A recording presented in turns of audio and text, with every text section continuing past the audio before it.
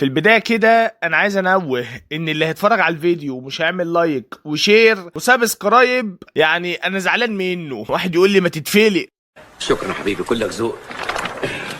صراحة أنا مش فاكر ده الجزء الكام من السلسلة اللي أنا بشرط فيها لأصحابي. من يومين المعلم بحبح رن عليا وقال لي حكايتنا يا روايتنا. قلت له يابا عامل إيه؟ قال لي أنا واخد يوم أجازة في نص الأسبوع مخصوص وعايزك في موضوع مهم، حياة أو موت. قلت يا ساتر يا رب، يا دي ليلتك الطينة يا معلم بحبح، حكمن أنت ما بيجيش وراك غير كل النصايب.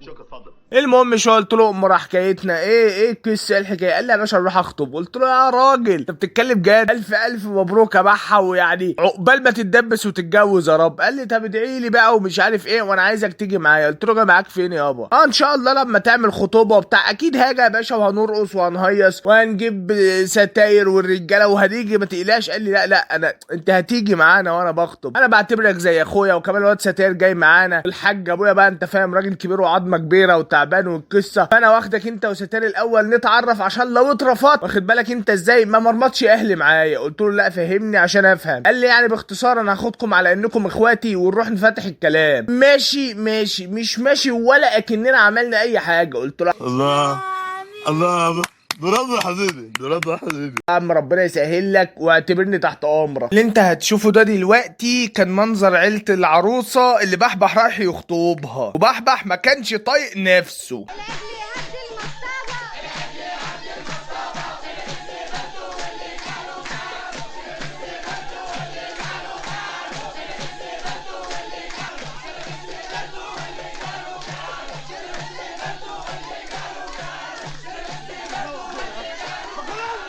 اقعد يا عم العرب هنا، اقعد يا عم، ده ايه الخنقه دي؟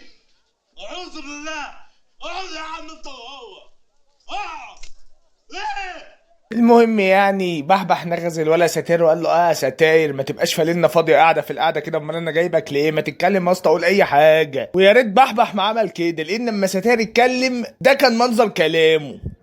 احنا جايين النهارده ناخد لاخونا اهتم اختنا سمير اربس، وربنا يسامحنا على الجريمه اللي احنا هنعملها في الكون دي، بس يعني ربنا يكرم ان شاء الله. فاحنا كنا بنستاذن ساعتهم من حضرتك. نعم على ايه؟ على ان شاء الله تجي يبقى 9 يوم العيد ان شاء الله يبقى شكبه وتكتك تاك، شكبه وتكتك. ايه اللي قلت ايه؟ على ايه؟ ايه يا عم ايه يا عم ايه اللحام اللي في وشه ده؟ دي حادثة قديمة. سحبوه من تحت الدي جي ولا ايه؟ معلش يا ليه، استحملوا عشان خاطر